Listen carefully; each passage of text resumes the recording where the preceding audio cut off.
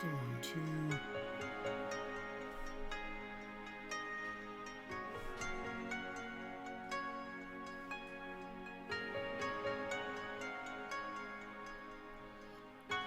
All right, hello everyone, and welcome to, I guess, episode 10 of this stream, and I think we're going to do one more. I kind of want to stop and end this thing, but there's just so many more things that I'd like to do. So we're going to do one more. Today we're going to get into taking this into Keyshot a little bit, but I also wanted to create some sort of an environment for it, so some sort of a set. So we're going to be doing that as well. Before we continue, if we could do a quick sound check and see if everybody can hear us. So if somebody from Twitch, somebody from YouTube, and somebody from Facebook can give a shout out, that'd be great.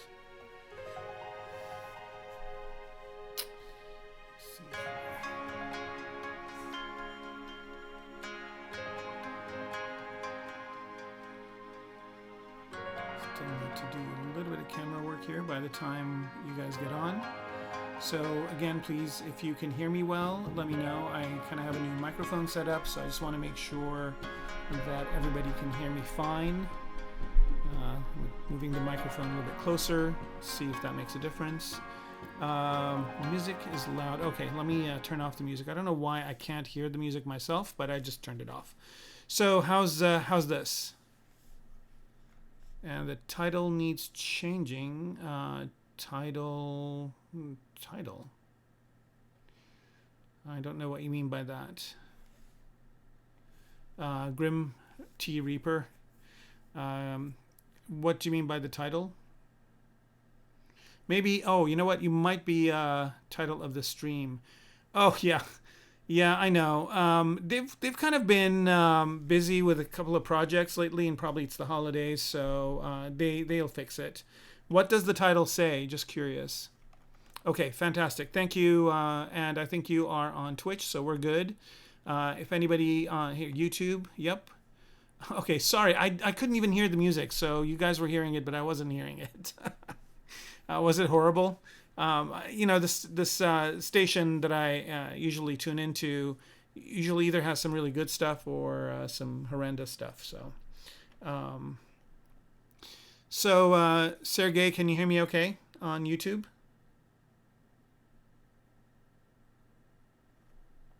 Yeah, I didn't even know the music was playing. That's so funny.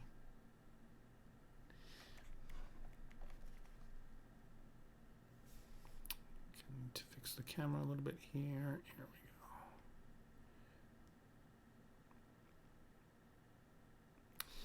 go. Okay. So YouTube is good. Last thing is Facebook, and I think Facebook has a little bit of a delay. I'm assuming if these two are good, then the rest of it is good too. All right, so luckily it's been the holidays here, and I've had a little bit of time to work on this today. So I did a little bit of more work on it, and I can go in and show you the details. It's getting pretty close here to being done. And one of the things that I did, and it looks like I need to make some changes here, was add a bunch of detail. The stuff we all really like, just really a lot of tertiary detail, just kitbash stuff. A lot of it is mostly what I did last week. I'll be doing a little bit more today just to kind of tie this one up. So basically I put some tubes here in the back, and I put in this piece. We worked on the drone, I think, last time on the stream, and I did the underside. So here on the underside you can see over here I put in some details. So it kind of, whenever this bottom part is glass. So I'm not showing all the glass parts. All those are missing right now. So everything you see is going to be covered with glass. So I just made it a little bit more interesting. So if we look at this thing from the bottom, it looks like this. And here the guy, I did some work on him. I actually just brought in a 3D scanned head, chopped it off, put it on this guy on the clothing. So here we'll go ahead and hide some of these things so you can see it better. So let me hide the exterior here. So this is kind of some of the interior stuff I did. So I removed the second driver here. Let me go into the chair here and sub-D it. So it is in its full glory. Did that work? Let's try it one more time. I think we're almost there with it.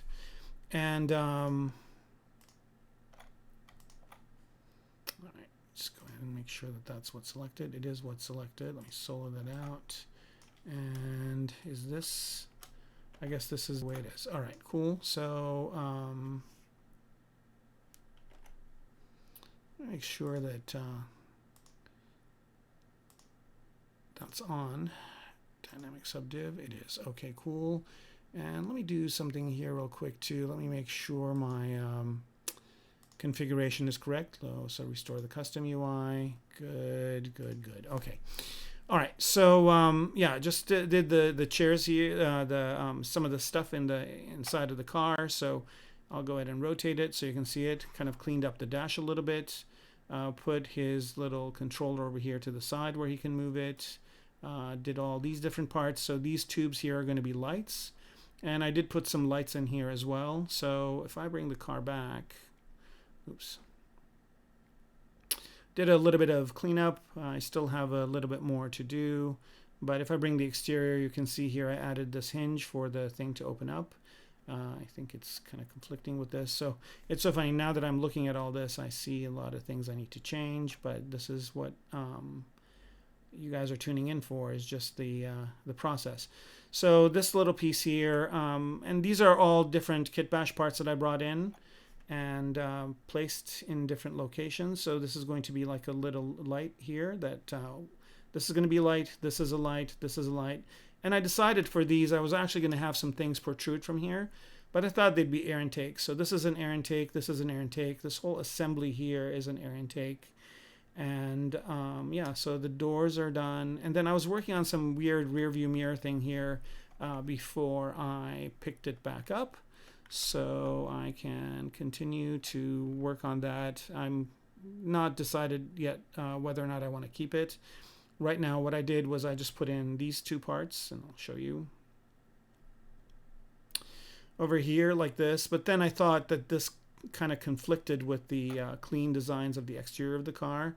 So let me bring the windows in and take another look. If that works, it works. But if it doesn't, then I'll have to cover these two things up with other parts. So let me see here. Okay, so we've got people that are okay on Twitch, and anybody on Facebook. If you are on Facebook and you can hear me, just give a shout out, just so we have that bit of confirmation.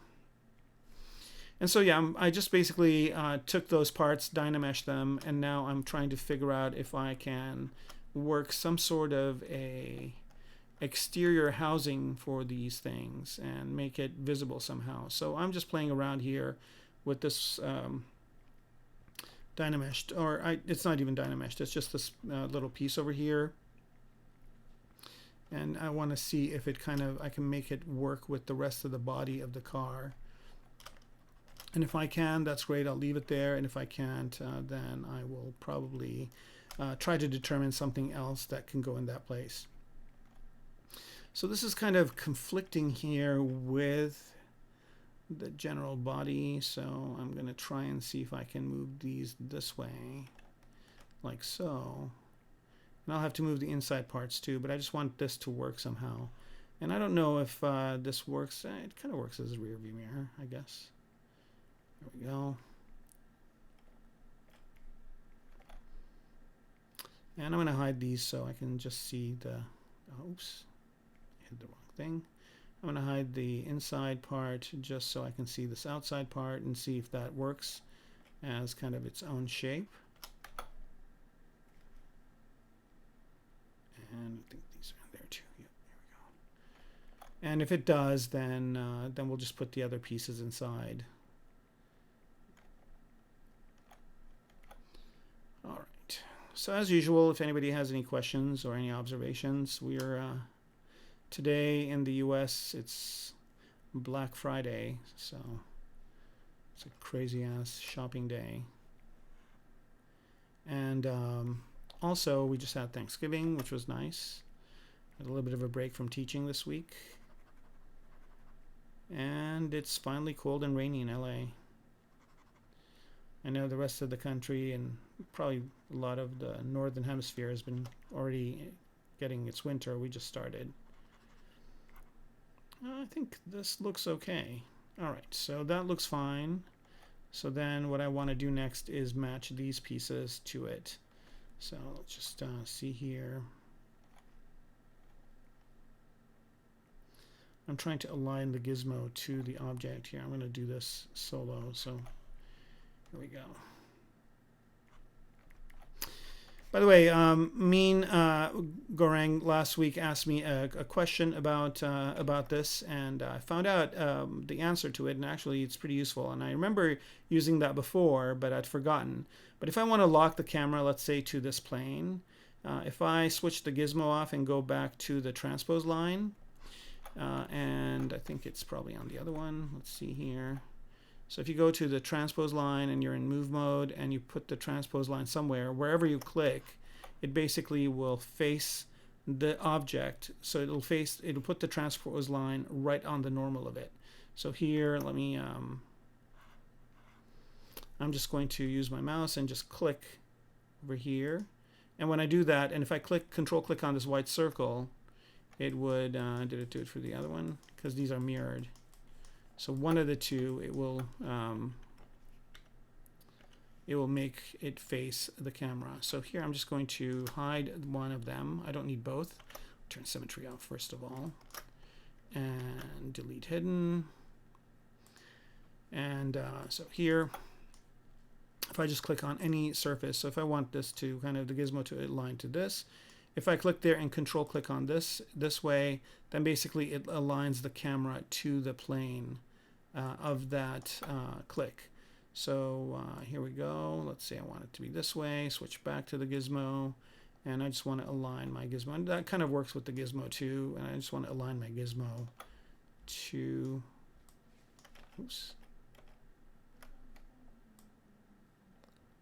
to this surface like this.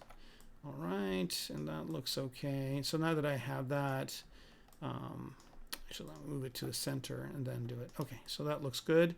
And then we go back out to the model here. And what I want to do is place this inside that enclosure. And we're really not going to see most of it, but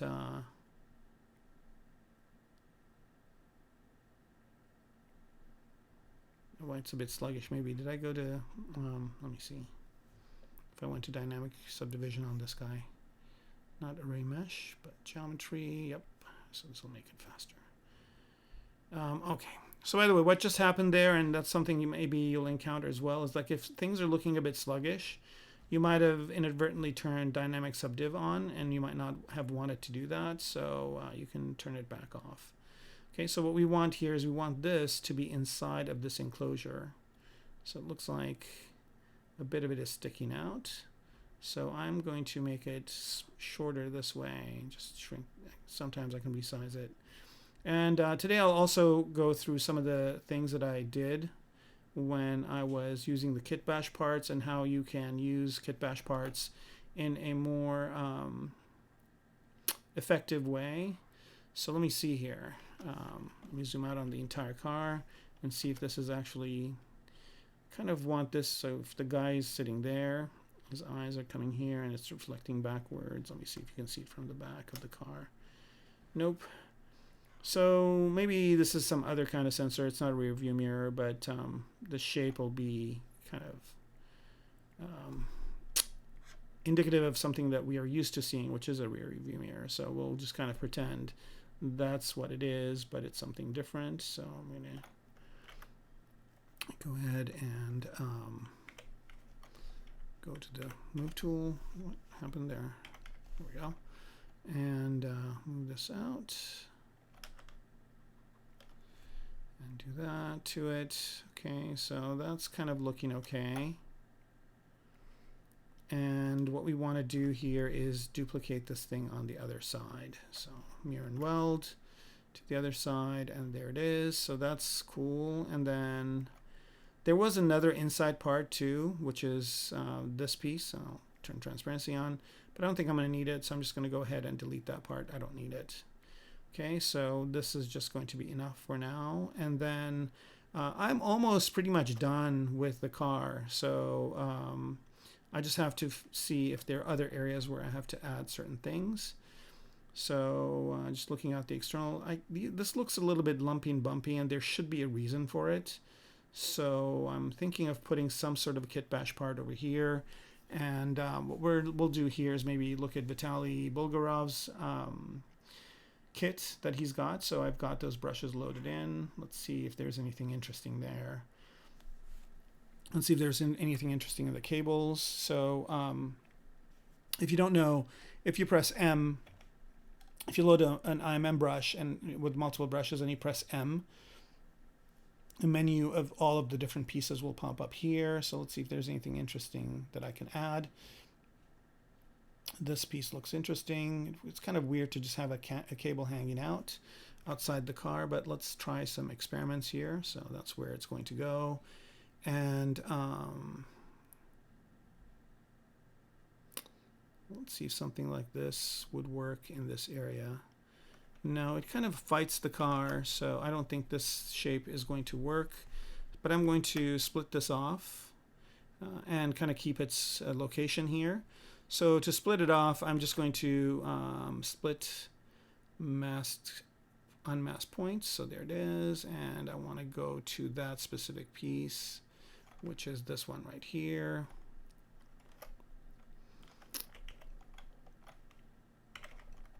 This piece, and I'm going to select it. All right, and then we'll try and see maybe there's a different part here that would work. So if you go to move mode and you go through your different IMMs here, other different pieces come up. I think they're a little bit too small. Maybe I don't need them to be mirrored, so I'm just going to turn symmetry off and delete. Wait a minute. Okay, and then do this all the way from this point right here. Okay, there we have the part. And what I want to do at this point is, okay, symmetry is off. So I don't want this one. Oops. I don't want this one right here. So I'm just going to show this one and delete hidden. And so now that I have that shape there, I can start cycling through these different shapes that he's got and resize them and see if something cool would look cool. This kind of would look cool maybe over here. Let's see. Maybe something like this. No. Let's see if this looks okay. No. So here we're just kind of doing a little bit of trial and error to find some panel or piece or something that would fit in that area and kind of work. And I love this to the end because I thought it would be cool to show you some of the process that I go through to find a shape that could, you know, maybe something like this. Can go over here. Let's see what that looks like. Kind of looks cool. I'm digging that. All right, so I have to make sure it kind of works with the entire surface.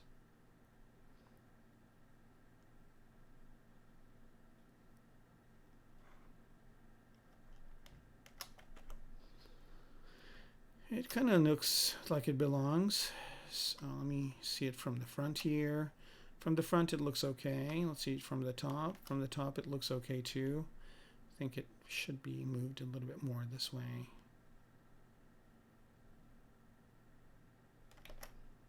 You definitely don't want to resize these because it will mess with the aspect ratio. I mean, you can make it smaller or bigger, but you don't want to resize it like this because that breaks the part unless you kind of the shape adheres to what you're trying to do. Most of the times it doesn't work well. Right, so maybe let's see if we can pop this out like this, and maybe that shape just can go there and be some sort of a holographic projector or something that projects stuff onto this area for the driver to see what's going on. And maybe rotate it around this way a little bit. Yeah, this part looks like it was made for it being there, so that's working for me. And so that's good. Let's put it on the other side. And yeah, that looks like it works. Okay, one other thing I might want to do here is maybe this transition here, fix it. So I'm just gonna, oops, didn't want to do that. Go to the move tool and just move this. Since these are sub D parts, they're not like CAD parts, so you can easily do changes like this. Just minor changes, but not have it affect your model. So here we go. That can go like that, and I'm still preserving that scoop, which is good. There's some weird thing inside of here, so I'm just going to solo that and find out. What's that little... Oh, I might have added another small version of this, so I'm just going to delete that part. Whoa, what happened there? All right, so I just want to select that. Seems to be like this weird part that's kind of... Another way to do that also is you just do this, Control A, or Control Shift A, and then delete hidden, and that fixes that. Okay. All right, so I think this is looking okay. And I actually have a thing now where I can add cables or add something that goes into this area. So now I can go ahead and mirror it again, mirror and weld. There, that looks good. This is kind of hanging out over here. So again, just by using the move tool, I can tweak this a bit to adhere to the external shape. I can even extend it out a bit. I don't think it's going to make that big of a difference. Let's go ahead and take a look. Make the brush size smaller. Just do that. And fit it into that opening area. It's kind of hard for me to navigate around all the different shapes. The only thing that's going to be a challenge is this little screw hole, but I think I can just manage it just by kind of eyeballing it to still be a circle. All right, so that looks good. And while ZBrush is doing doing the save, I will answer questions. Did you make those custom brushes? Hey Arian, how are you doing? Okay, nobody from Facebook on here. If there's anybody on Facebook, please let me know if you can hear me okay. This will take a little bit of time to save, and then I'll answer your question, Grim.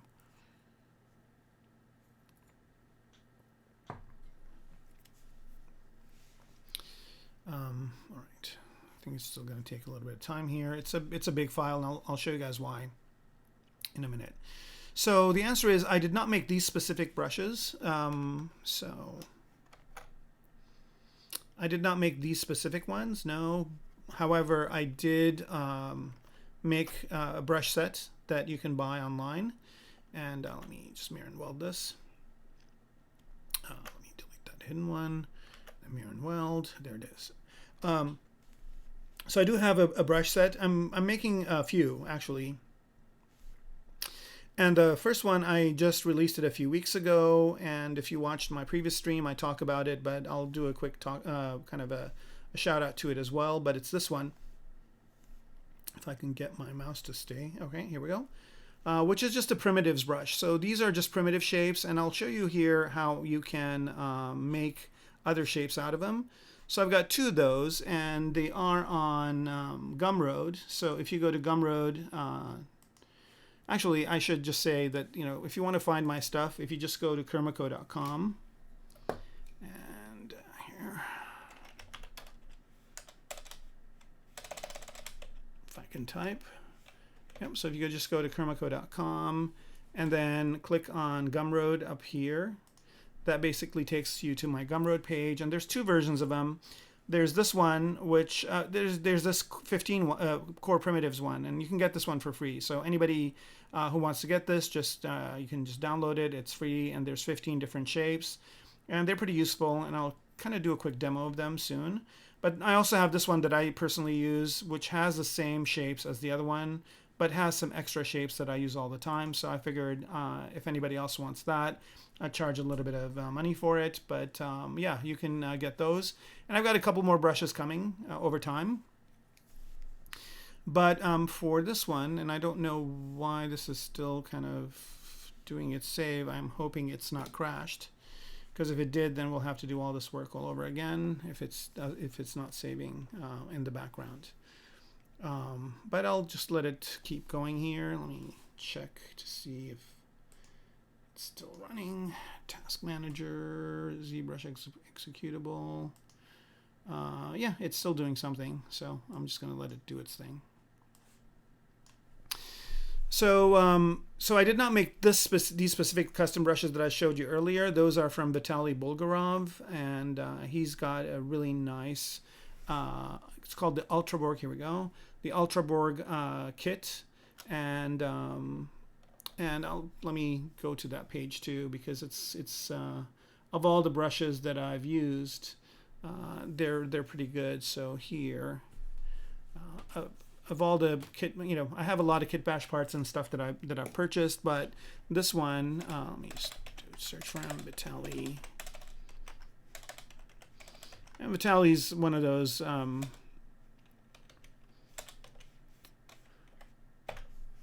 artists who's got a really nice, he's got amazing art. But if you go to 3D kitbash info, and let's see, I guess is there a store somewhere? Here we go, 3D kitbash products.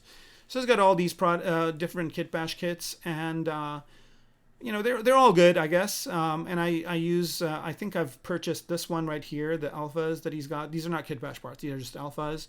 And I've also purchased this one a while back, this Ultraborg Sub D kit. And this one is really useful. It's got 5 of them in there, and each one of these is a brush in ZBrush. So each one of these is an IMM brush that you can load in. And a lot of these parts that you see on the car, some of the parts, not a lot of them, are that I always tend to use them for something or another. So let me just hide all these windows so you can see some of these parts. So these tubes over here are from that kit. I guess I should, while I'm thinking about it, put these in dynamic subdiv mode. And then there's this piece right here, and I'll put that in dynamic subdiv mode as well. So this piece right here is from that kit. This piece right here, if you guys are seeing it, is from that kit. So there's a lot of little pieces, and then I just added these 2 from that kit as well. So they're good, and you can just load them in as brushes. So like here's this one right here, and if you press M, these are all the different pieces, and they're useful. But what's great about these is that they are sub D, so that means you can change them around, and the geometry won't get messed up. So you can, in addition to whatever shape this is that it comes in, you can also manipulate it to do something else.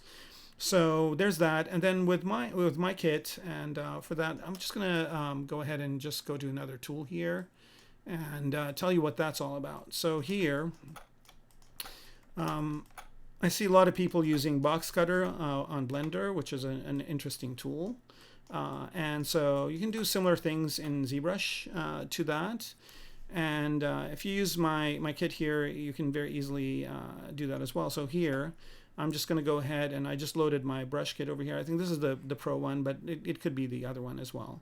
So if you are in move mode and press F, if you're in move mode, whatever one of these you choose will be the shape, right? So I started with just a Polymesh 3D, and then while in Move Tool, I loaded my brush, and then whatever I click on, and let me turn Polyframe on so you can see. So this is kind of a more kind of an all quad cylinder, and I've got it in 3 different weights. So I've got kind of a really simple one, low res, medium res, and high res.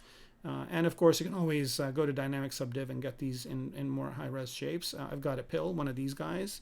And then I've got a semi one of those, which you can use as a light or something like that. And then I've got a bunch of other shapes. But let's go ahead and see how you can do some box cutter type stuff. So here's one cube that I created. I'm just going to go ahead and duplicate that. Okay. And then the one on the inside, I'm going to make smaller. Right. So if I turn transparency on, you can see that there's this outside box. Right, and then there's another box inside of it. Now notice here that also when I have these, they basically they can be added to a surface. So what I want to do here is just real quick move this to the center, and while I'm at it, I want to move this to the center as well. Okay, so we've got just two boxes that are inside each other, and what I'm going to do is I'm going to go ahead and move this. I'm going to start a Boolean process, turn on live Boolean, and then just go to the inside box. So I just want to make sure. Is this the outside one? Yep, this is the inside one. Okay, and I'm going to turn transparency off, and I'm also going to turn polyframe off. Okay, so here, if I hide this outside box, so all I'm looking at is the inside box here. And suppose I want to do some box cutter-like things, right? So here, I'll just go ahead and choose the cube. And I'm basically just using the cube that has one subdivision.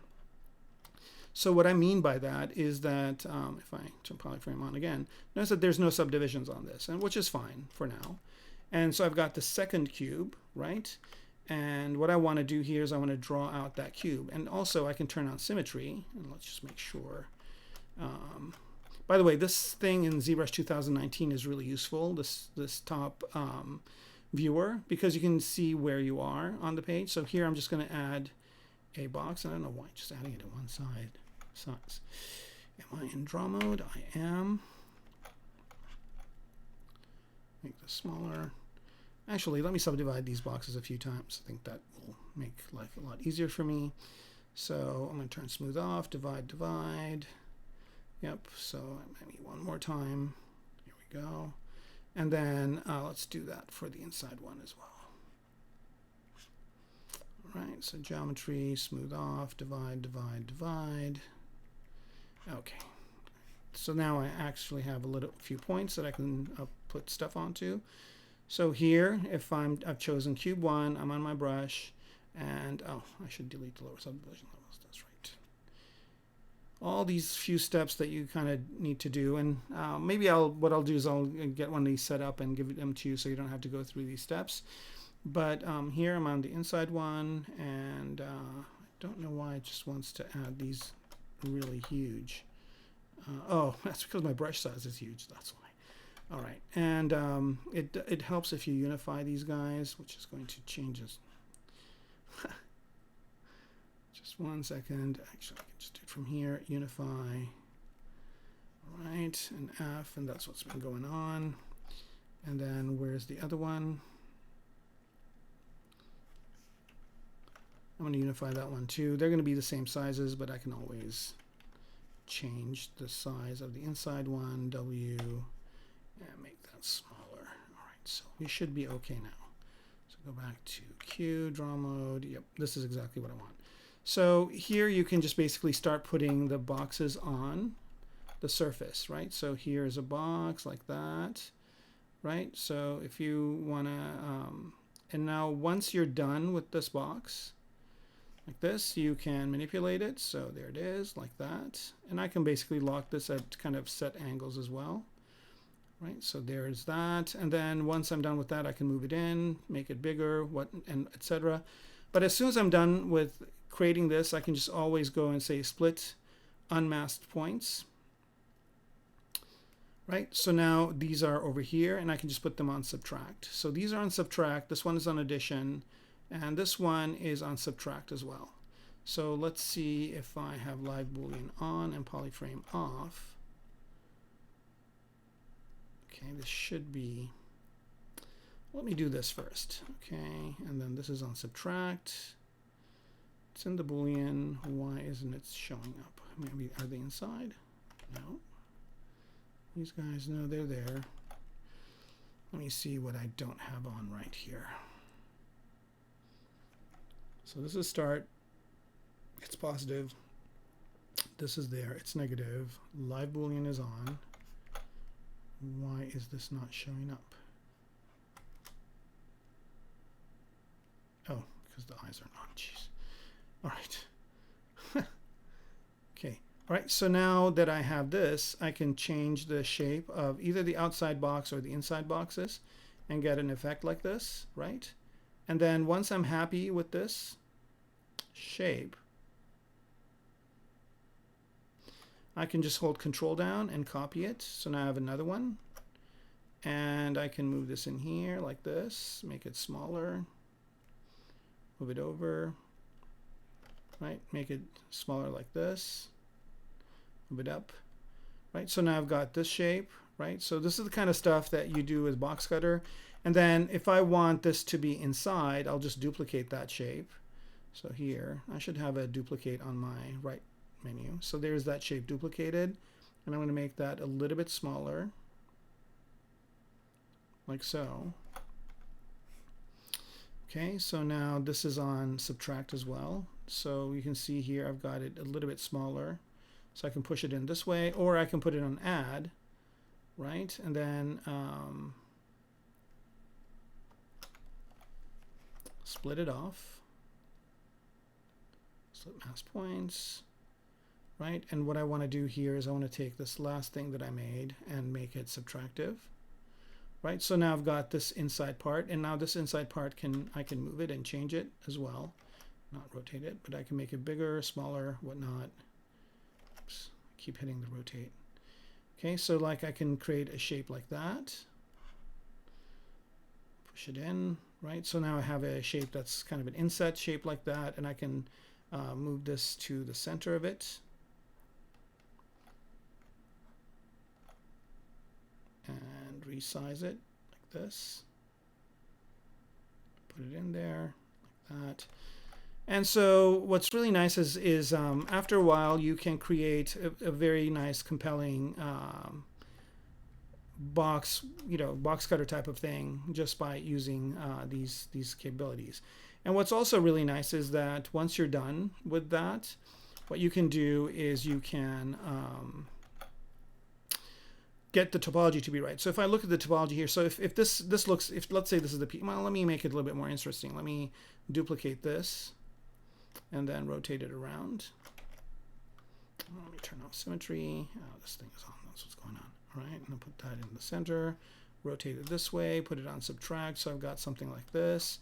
And then let's say I want to do something else that's kind of interesting. So let's say I want to put some other ones of these in here. So I'm going to append, or I'm going to go back to drawing here, go to my first cube, and let me choose another one of these cubes here and do this. And by the way, you can also use radial symmetry, which makes things nice. So here I want to use radial symmetry, and I want it to be around Z, not X. And 8 points is good. And so I want to create a bunch of cubes. So I want to create them here like that. Should start from a good point. So you can rotate them like this until you're happy with, I don't know why this is not starting at the center of this shape. Here's the center moving out, say to here. There we go. Okay, so I do something like this, right? And move those up. Okay, so I just created those 4 shapes there. This is negative over here, so it doesn't really matter. And then I'm going to make them bigger. Here we go. Those are showing up. And I want this to be subtractive too, so I'm going to go ahead and separate this out. So split mask points. Okay, and then I've got this is its own start here. I don't want it to be the start. I want to move it to the beginning, do subtraction. So now I've got that kind of shape happening, and then I can resize these boxes like so, resize them like so, and then get something like that, right? So, all right, so then I'm good with this. What I want to do is I want to actually make this actual shape. So here, I'll go ahead and go to Boolean and make Boolean mesh. And now I have a shape that's this. But if I look at the geometry, it's all really wonky. But the good news is it gave me polygroups. So here, let's say I want to mirror this over. So let's say I want to mirror it in the Y direction. Let's see what that looks like. Nope. All right, so again, this thing is really super useful. I can see that my box is not in the correct orientation. I want it to be this way, right? And then I can mirror it in Z.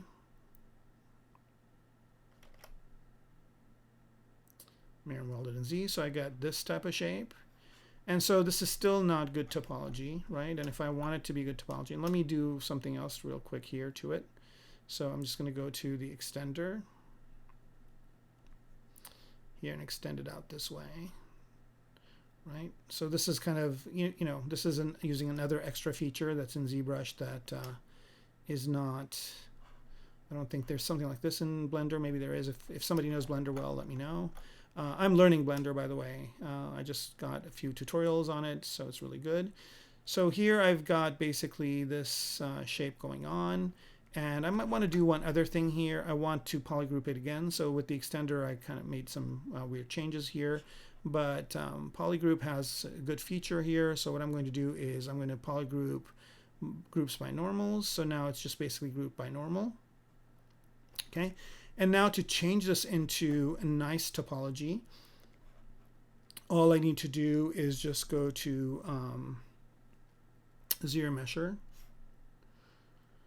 and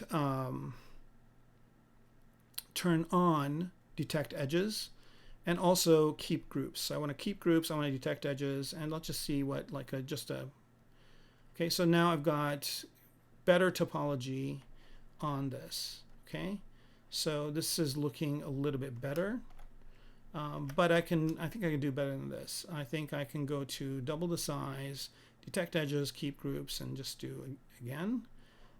And I think that's going to be as good as it's going to get. So now I've got clean topology. And then one other thing I want to do here is I want to go ahead and crease this by polygroups. So I want to crease all where the polygroups are.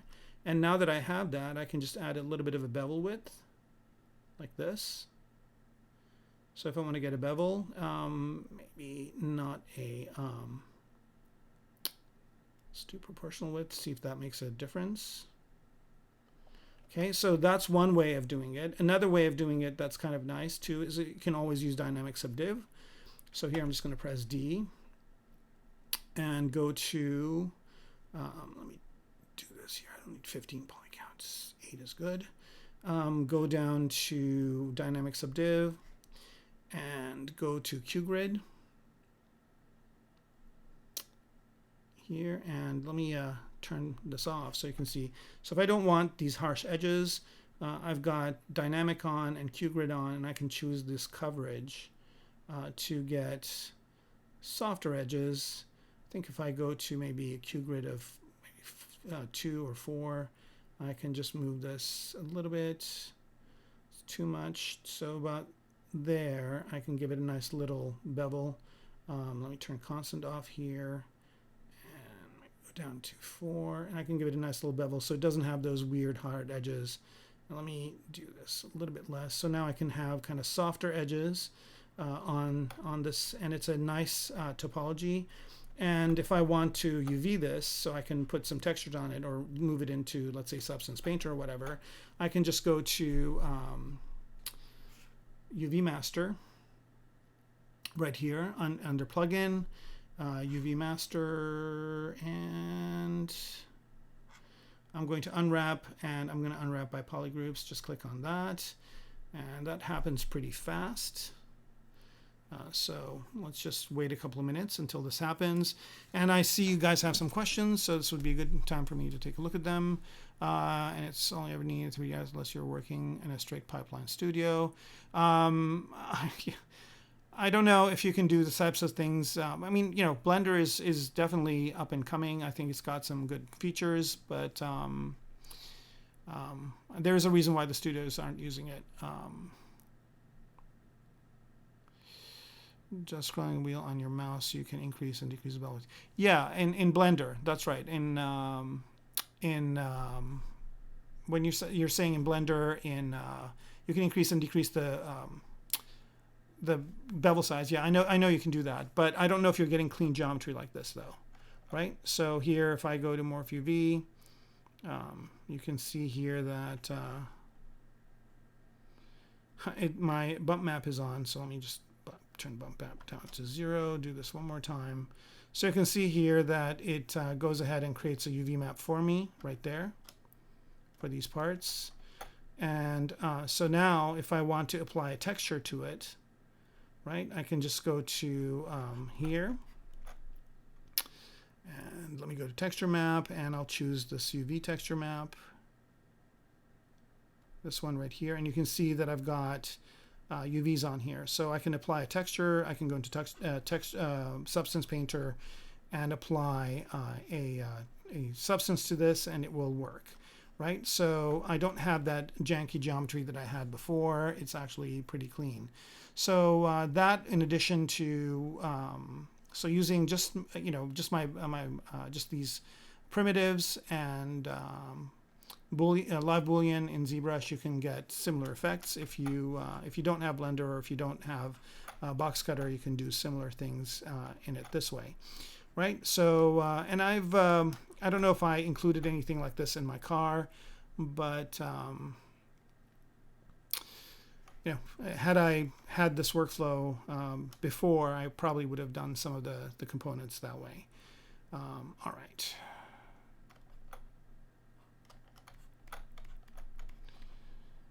Okay, so here's that piece. I think I'm just going to keep this for now and just go back to the car and go back to where we were. Oh, wrong car. Okay. All right, so we've got all these pieces kind of pretty much together for now. And I have to just go around and see what else needs to be added. I think I'm pretty close to being done. And then another thing I thought I would do is create a little bit of a scenario for this thing today as well. So create a city of sorts. So as far as the parts are concerned, I use the brushes.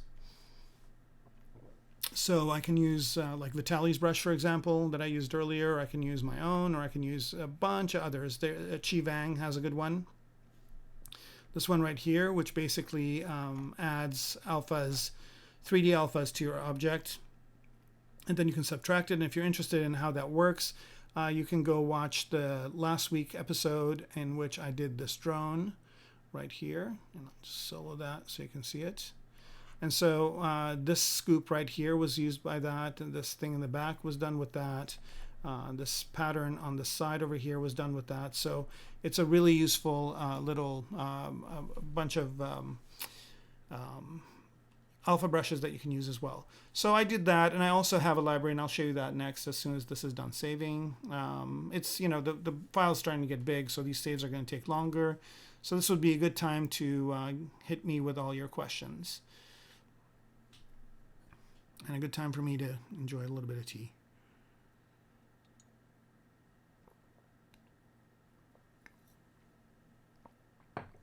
All right.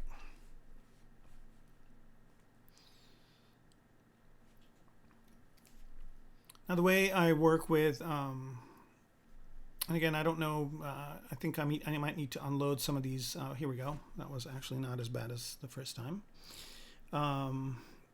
All right, so here, let me just turn off solo, and the way I have the other subtools or the other kitbash parts is what I do is I have them as a tool, and you can always load a tool into a project. So here's one, for example, that has a bunch of kitbash parts, and I bought these over time, and so I have them in different folders. So here's a bunch of them, right? So I can look at these parts and see if there's anything that I need in this one. Or here's another set, and I can see if I need anything in this one. I can just kind of look around. No. Here's another one. And a lot of these parts are from CAD, so they have this janky geometry, but I can do a few tricks to get them to be useful as well by using Dynamesh and also polygrouping. So these are okay. And then let's see, I'm kind of looking to see if there's any other part I can add to my model. There's some good kind of wheel pieces or whatever. And again, remember, you don't have to use these as is. I never do. I usually modify them. So let's say I like this piece right here. Whoops, not that one. And let me go to the move brush here. And so let's say there's this piece right here and I like it. So what I usually do is just kind of isolate it out like this, right? And then suppose I like this, but it's not exactly what I want. And let's say I want this to be wider or longer, right? And so I use a lot of the nice tools in ZBrush to do that. So here, I'll go to move and let's go ahead and center the gizmo on here. So there it is. And then let's put this in the universe center. And usually what I do is I just duplicate it here and let me delete the hidden parts. Okay, so there's that piece. And here, let me go back to where these are so I don't mess with my kitbash parts because I can use them. And so suppose I want to make this longer.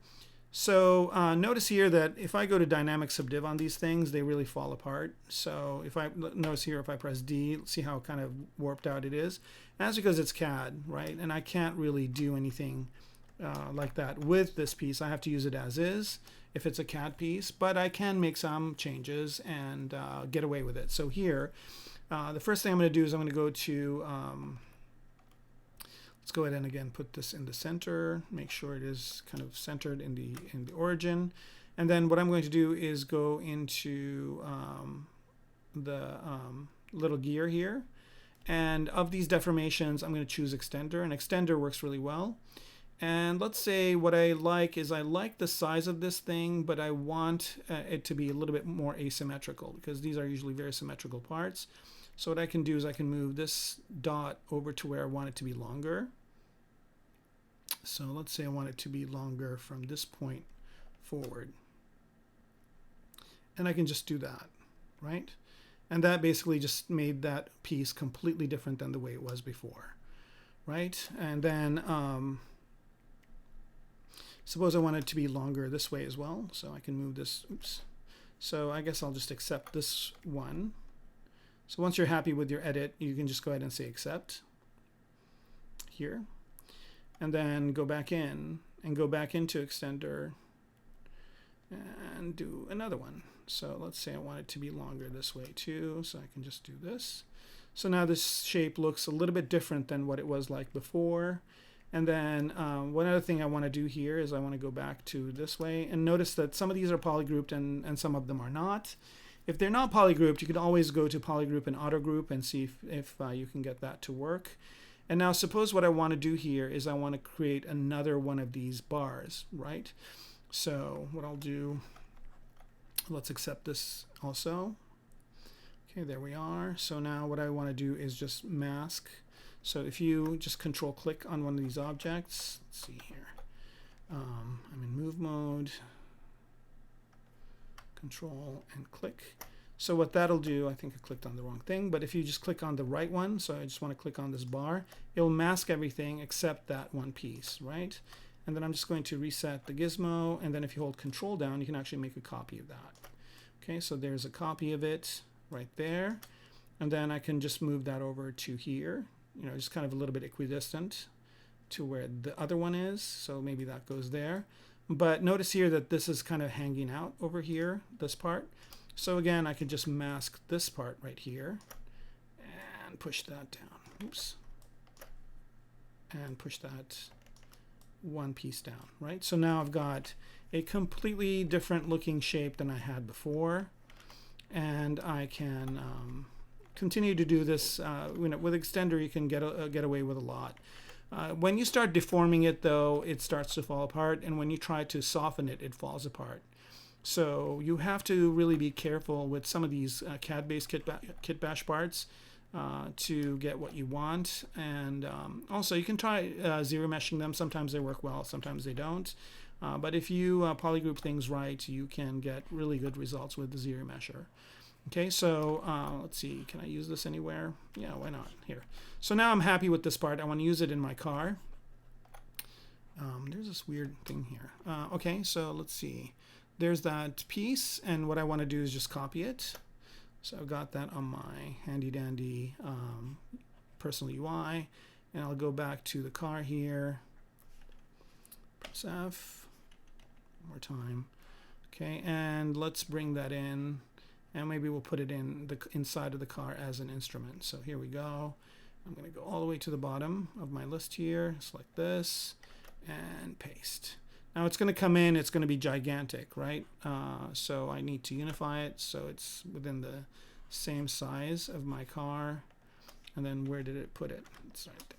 Let's zoom in. All right, so there is the piece, right? I can just resize it, make it smaller, and then let's find a good place for it. This could go somewhere in the instrument panel down here. Oh, I guess I can just put it on this right there. Okay, so you know, just by scaling it and using it as a different size, now I have a whole other use for that part that was completely different. And I made it asymmetrical, so it's a little bit, got a little bit more visual interest. And maybe this is like some device that he takes with him. I can move it over. You can make it smaller or bigger, right? You want to make sure you don't mess up the scale, and then just push it in to the other shape, and then there you have it. Right, so that kind of makes that a little bit more interesting. Actually, I saw a better place for it. So I'm just going to put it over down here. There's just this blank area, which I was looking for something to put there, and this I think would be a perfect piece for it. So again, it depends on where, you know, if I'm going to be looking at the cockpit from the inside or not, but you know, there's a piece of glass on top of here, so it's going to add that visual interest. Okay, so there's that, and I think for the most part we're good. So I'll show you some other things that I did here with and what I'll do is I'll put the car in the top view mode, and I'll go through some of the details that I added. So here in top view, actually I want to try this other thing here. I'm going to go ahead and split the screen into two parts. Press F. Yeah, they're going to work together, so that's not going to work. I was just going to see if I could have these be independent of each other. Okay, so here's my part, and or my car, and then I'm just going to go through all of these details that I added, and you guys can see it. I'm going to put it in transparent mode, and then we'll just cycle through these pieces, and you can see where they are. So there's this radar piece. I think that we made that last time. That goes down below, and then I made that light that went in here. I made another one that went in here. It's very similar to what I had before. I just shaped them to kind of fill that spot. Here's another light. These actually are physical lights that are going to be inside. I made this back piece. I made this other piece that goes inside. This piece in the middle. This whole part on the bottom. So all these were done exactly the same way I made that kitbash part.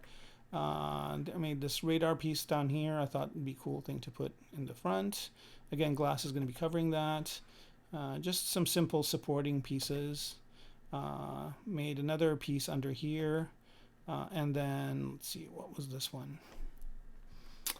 I think these are these bars of light over here inside the car. So this is going to light up the back, from the back, the inside of the car. And then made these little pieces over there. And that, I think we saw that, and then I just added this later on. And last but not least, this is the piece we just added.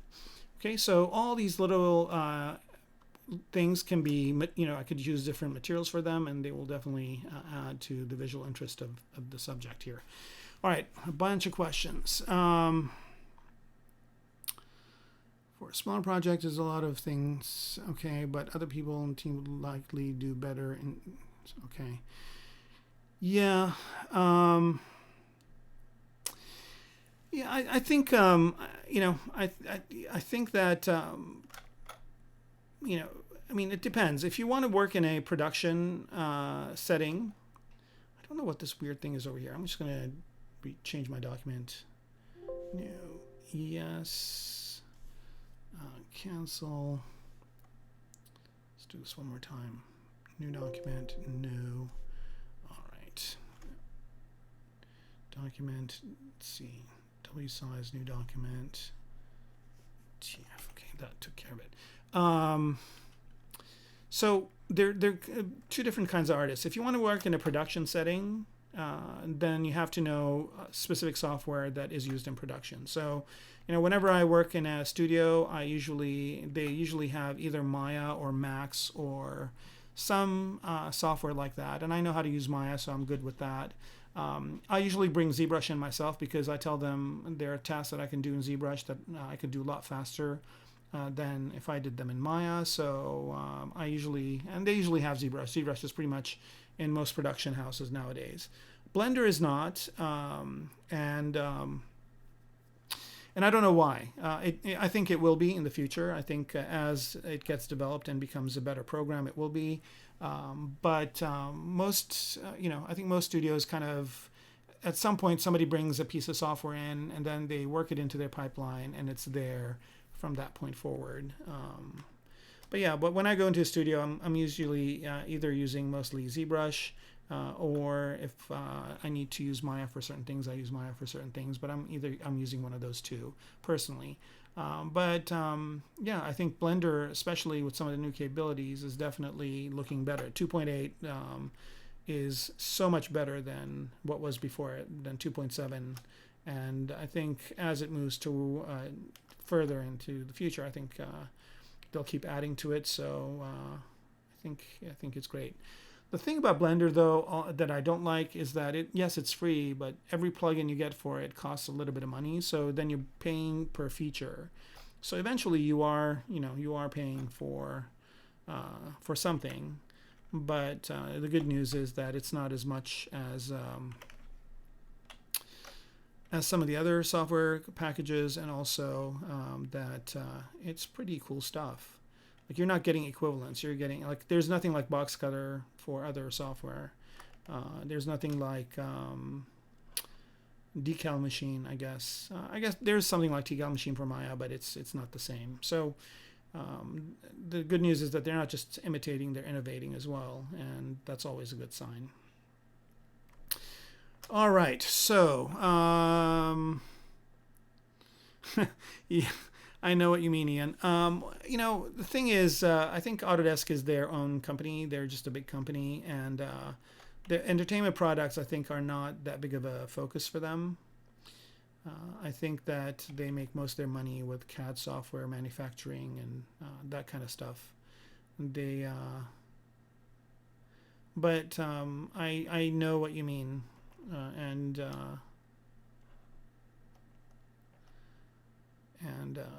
so I think competition is always a good thing. And before, there were a bunch of different software packages. Softimage was one of them, and now it's no longer there. And Vitaly still uses Softimage, and he's really good at it. So that's the other thing too. If you get good at something, that's it. Yeah, you don't have to keep using other software. Once you kind of get your bearings, so to speak, then you can just use that software. Okay, I think we are done with the car. I don't know if there's anything else that I need to add to this. I think I've got all the different pieces in there. I've got hinges for the doors, hinges for the windows. It's all there. Let me just bring the windows back here. Let's just do a quick test render from the top and see what that comes out like. And then we'll either move this into Keyshot, or I want to build some sort of a scenario or a city around it as well. All right, I think I've got live Boolean on. I don't know why these pieces are not. Oh, I should turn transparency on in the renderer. Okay, I'm going to turn shadows off, turn AO on. Let's see what that looks like.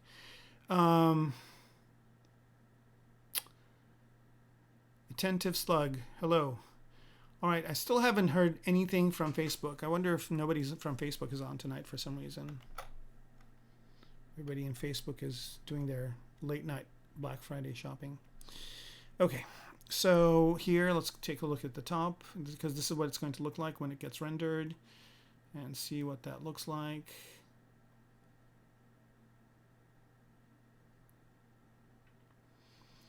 All right, yeah, that looks good. It looks like there's an empty spot over here, but again, we don't really need something everywhere. So I think that's gonna be okay.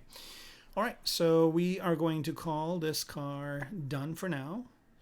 and all that needs to be done is put this in some sort of a setting. Okay, so I'm just going to go ahead and hit quick save here, so I have a good place I can continue from. I was going to put some lights and stuff on here, but I think what I'm going to do is I'm going to use this strip over here to put LED lights. So it's not going to be external to the car, it's just going to be LED lights that go on the spoiler in the back. All right, so while this is going on, good time for questions. If anybody wants to talk about anything, this is the time.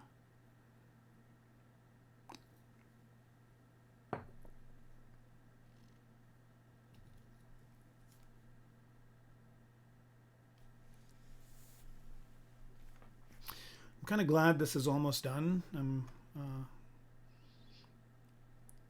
been working on it for a while here. And so I'm going to do one more stream on December 13th, and that's going to be the end of this. And then I'm going to be taking a bit of a break, coming back sometime in maybe March or around that time frame. So, all right, so I wanted to do that strip of lights. So here, what I'm going to do is just go to polyframe on this, and you can see this piece is a very, very simple piece. I'm going to duplicate it. Okay. No, I don't want to do everything. I just cancel. I don't want to duplicate the folder. I just want to duplicate that piece. So let's duplicate that piece. There it is. And what I want to do here is I just want this front part as a strip. So I have to figure out a way to do that. I'm going to go ahead and, is this dynamic subdivided? It is.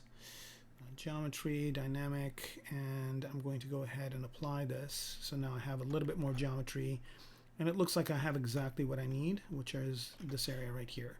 So I'm just going to polygroup that area. Let's see, I could have symmetry on. Yep. Okay. So go to ZModeler, and oh, there's more polygons here than, okay. Is it still dynamic subdiv? Let me see here. Oops, not Dynamesh. Let's go back before it was dynamically subdivided. Okay, so here it's got QGrid and it's got 2 levels of subdivision. Okay, let's do this, apply. Okay, and then let's me go back down to 1. Okay, fantastic. That's exactly what I want. I'm going to delete the higher. I don't need those. I'm probably not going to need most of what's here, but I just need to grab these pieces. So what I want to do is polygroup, single poly. That's good, and then that's good. Let's find a nice color that's contrasting, and then let's just pick the different pieces that we want from here. I guess I should turn off edge because I don't want to split the edges. So here, do nothing. And for good measure, let's do nothing for the vertices too. Okay, so I'm picking these ones, and hopefully I don't have this polygroup anywhere else. I don't think I do. And I'm just working out this part right here. And what I'm going to do is I'm going to make those into LED lights. So I just want to make sure that they are, yep, they look to be good. And I'm just deciding whether if I should add these ones too. Let's bring the rest of the car. I'm going to hide the other spoiler. Okay, yep, I think I didn't need those last 2. I think this is good enough. So these are just going to be lights that maybe are going to be, you know, if they're cop lights, they're going to be black and or red and blue. And otherwise, if it's a civilian car, then it's just going to be kind of a bunch of, just a kind of a strip of LED lights. Okay, there it is. All right, so now that I'm happy with it, all I need is that piece. I don't need the rest of it. I'm just going to select, make sure I'm in this mode, do that. Oops. Need to be right on this polygroup, okay. And then delete hidden. I don't need the rest of it. And then I'll just QMesh this out a little bit. Q1, QMesh all polygons, and just do one of these guys to it. And bring the spoiler back. So now I just basically have that piece. I think maybe move it forward a bit.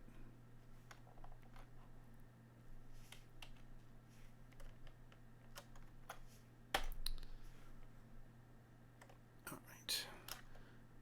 Let's make sure that this is centered around it. There it is. Move this forward like that.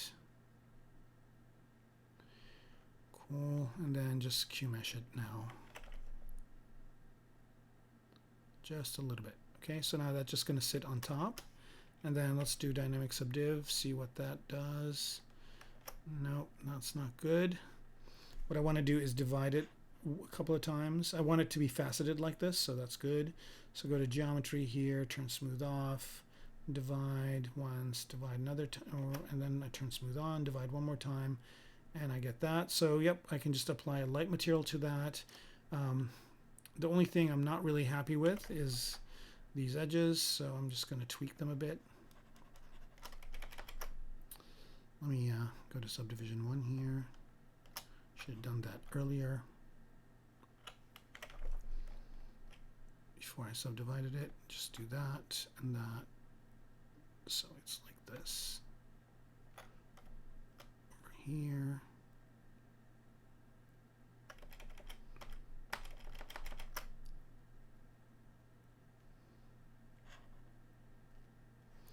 Just don't want that to flare out on the edge. Here we go.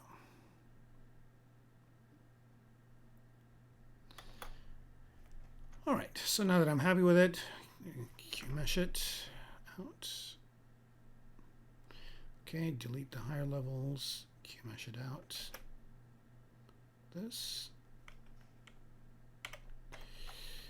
And let's move these in a bit.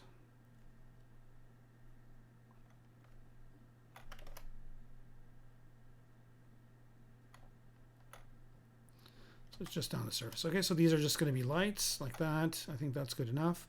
So we have quite a few lights going on here, so we can definitely add some more visual interest with the lights. And I will call this basically done. So now let's figure out a setting for it. Oh, I have one other thing I want to do. I want to figure out what to do over here down below. Okay, so maybe add some sort of exhaust thing or add another piece in here. So I can make this really simple for us, and I can just add. So I'm just going to go to this part right here, select it, and I'm going to use my primitives, just bring in a primitive and make life really simple. I don't need, you know, I mean, it's going to be very rare that somebody's going to look down here. So, right, brush and primitives, and let's choose one of these guys right here, maybe this one. Let's do that one. Okay, solo this out.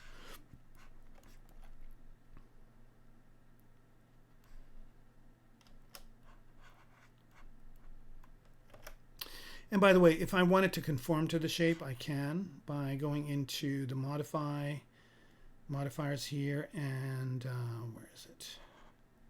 I think I have it in my UI as well, but I wanted to actually conform to projection strength, make that 100. Let's see what that looks like. And so you can see now that it's kind of conforming to that surface. Now maybe let's keep that lower. And I can also adjust the depth. So now that so I want it to intersect, maybe that's a bit too much.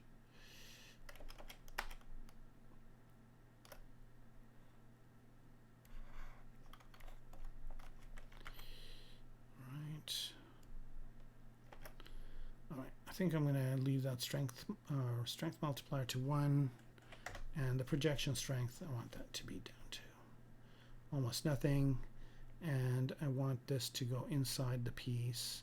So right now it is still above it, so just a little bit closer like that, and now it's going inside. I can always move it. Now let's see what that looks like.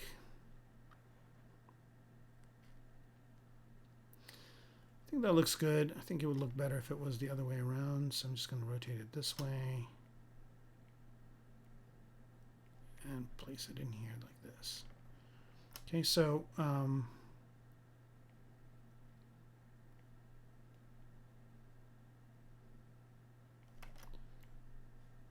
think that's what I want that to do. Oops. It's just going to be a shape that comes out this way. I want to make sure it kind of conforms to the curvature. So it'll just be something like that, and maybe those will be lights as well. So I'll just add a light surface to that. There we go. Perhaps I should have used the surface underneath it. Maybe I'll do that here. No, I think it's good. Get a good angle at it. No, it's kind of hanging out in space. So I'm going to make this bigger. Push it in. You know what? I am going to do that thing. So I'm just going to go here all the way back. And instead of choosing this piece, I'm going to choose the piece over here. So I'll just click this way, and that's where I should add it on this surface. Okay, so let me go back to draw mode here. Choose that pill shape. And solo that out. Okay, so here's another trick. And this thing has subdivisions on it. It's kind of like an inside sock that I'm just going to make a darker color. So wherever there are gaps, it just shows up as this. And it has multiple subdivision levels, so I can't add my brush to it, but I can just go in here under geometry and freeze the subdivision levels. And then I can add that shape like so. All right, so let's bring the rest of the car back. And, oops. Uh-oh. I think I did something I shouldn't have done. Hopefully it won't crash, and if it does, then we lose a little bit of work, but not a lot. All right, bunch of questions here. Yep. Sorry about that, folks. Oh, but it is saving it. Cool. So we won't lose anything. We'll just have to restart ZBrush. How long have you been working in this piece? Andre is asking. Well, Andre, this is a good time for that. While this whole thing is happening, I can answer that question. So if you're interested in finding out about it, you can go to ZBrush Live.com. And if you go to presenters, you can find me in there. I'm somewhere in the middle here or down below. I don't know where I am. As they keep adding people, I keep moving it around. So where am I? Here I am. Okay. So if you go to my page, you can see the progress. So this has been, we started in episode 1 here. So this is episode 10 today. And each episode is 2 hours. So 2 times 10, right, is 20 hours. And I've spent a little bit of time outside of this too. So by the time I'm done with this thing, it's going to have taken me about a week. Okay, so good news is that I did something I shouldn't have done, and ZBrush crashed, but that's fine because it saved my file for me. So I'm good there. And also, I can just load it right back. So go to quick save and recovered 3315, recovered 32. I think this is the one right here. Right, so let's just bring that back and we're good to go. So yeah, something like this would take me about a week of work. Like if I were to do it for a project, it would take me about a week. And that's if they want this level of detail. A lot of times they don't, so it takes me a lot less time. Andre, hopefully that helps it. And I've got somebody, looks like either Chinese or Japanese name. I can't pronounce your name, but saying hi and say hello, hi back. Still nobody from Facebook. Oh no, I got somebody from Facebook. Okay, cool. All right, so we're back to where we started. I'm gonna just isolate this piece again. All right, go to geometry here, free subdivision levels, so it remembered everything. So I'm basically where I started. I probably will have to load my brush again, which is no big deal. There it is, find my pill shape. And I'm going to try and go with the low poly one for now, and just draw it out like this. Right, so that pops it right on the surface where I want it. And by the way, if you want it to retain its shape, if you just hold Control down, it will retain the shape. Okay, so right now it is exactly where I want it to be. Is it penetrating the surface? It is. If I want it to penetrate the surface some more, I will add more to the depth. There it is. W. Okay, so now let's bring the rest of the car up. Turn transparency on and manipulate this thing so it is where I want it to be, like right here, like that. And I just can put a light material on this so it just shines as a light underneath the car, like so. I was thinking this would be some sort of a landing thing, but it's not. And I figure if you can make a flying car, why make it land? You can just make it hover, right? So we're just going to go with that. And then I'm going to make this bigger and then move it around so it's exactly in that area right here, sticking out a little bit, and that seems like it's okay. So let me turn transparency off, see where it falls in the grand scheme of things, and that's cool. And since these kitbash parts are sub-D parts, I can easily let me a little bit smaller here. I can easily subdivide these to get more detail. It's going to be a really interesting thing to kind of line up to the camera, but let's say it just sits there like that and it illuminates. Okay, so I'm just going to divide this once, and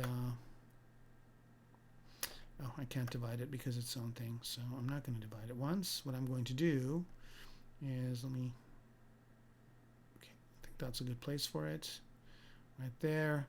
Okay, so now I'm just going to split unmasked points. There it is. And now I'm going to divide it. Let me solo this out. Oh, it stayed on the old piece. Right, so for the old piece, I can unfreeze the subdivision levels now. So go to Geometry, unfreeze the subdivision levels. And that takes a few seconds. Some weird things happen to it while it was frozen. So I'm going to go ahead and unfreeze the subdivision levels.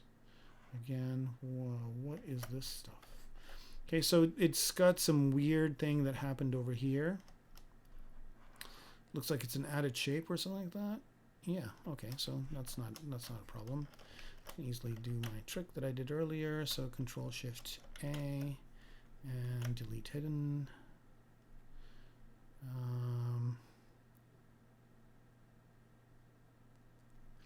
Oh, I have to do this at the lower subdivision level. No worries, we can do that. And delete hidden. Bam. Okay, so that's gone. Let's make sure it's there. Everything is there. That's good. And then let's go to that piece we added, which is this. Okay, and then let's unsolo this and bring this piece out. So I wanted to kind of work in that space that it's in. That's good. Now, as I'm working on this side, the other side got messed up, right? So it doesn't look symmetric here. But I can fix that very easily by just selecting, turning off symmetry, selecting this one, delete hidden, and then mirror and weld. Okay, so now they are exactly the same. Turn symmetry back on. Okay, so now I've got them exactly the same. All right. So I had some questions. Is my webcam is still frozen? It is. Hang on. Let me configure it. I don't know why that happened. Let me turn it off and on, see if it works. No, that's weird. Okay, let me see if I can get that to fix by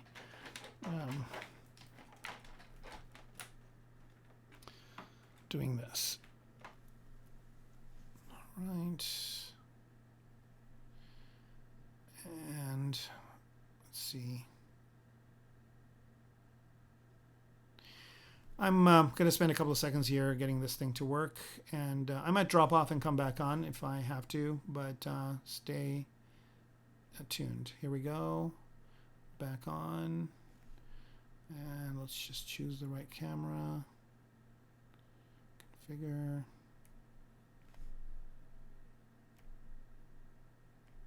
Is it still frozen for you guys? If you can, transparency works fine. I use it all the time. I think the reason why I did it is because I clicked on another subtool. I didn't click on the subtool itself. And usually that's not an issue, but I think I kind of came at it at a weird angle. Yeah, I could just let the webcam thing go, but I don't know why it's not working. It's very strange. Let me do one other thing here.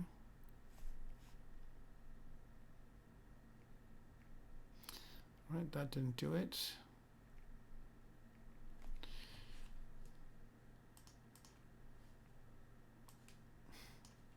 It's so funny. It's got like this weird image of me looking at you guys. So let me deactivate it. And let's see if this works. Here we go. And yeah, and Andre, I'll be there in just a second. I think I'm very close to doing getting it to work. Configure video. And select camera. Here we go. We almost have it working. Go there.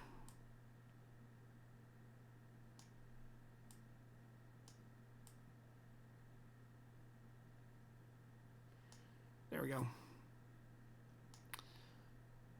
All right.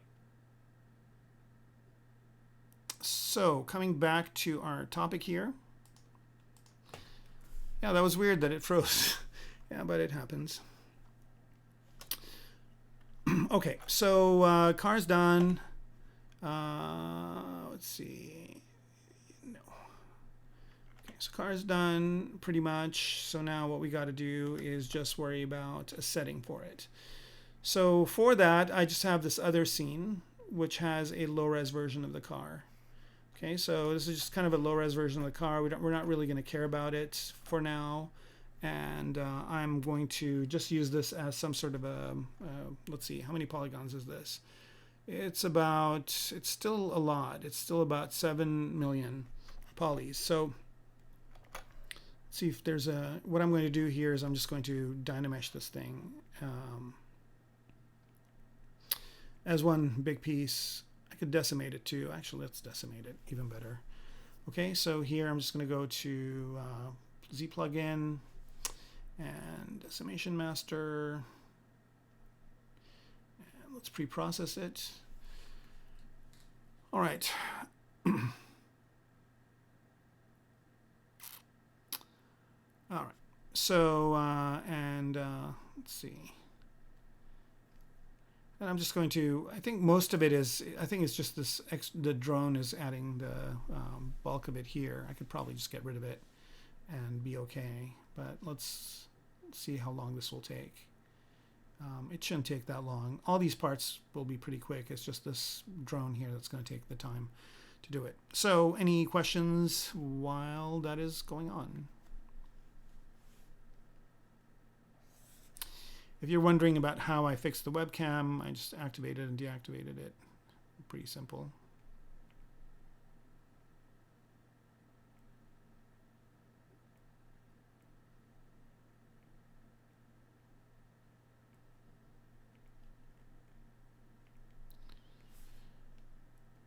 And it might have issues. I don't know why it has issues. I don't know if they changed the driver for it or what, but all right, just leave it at that. Okay, so is it still computing? It is. I should have not done it that way. I should have just deleted the drone. Okay, well, we'll wait a few minutes. ZBrush cap, you can get it from Pixologic. I think they have them. Right, if you go to their website,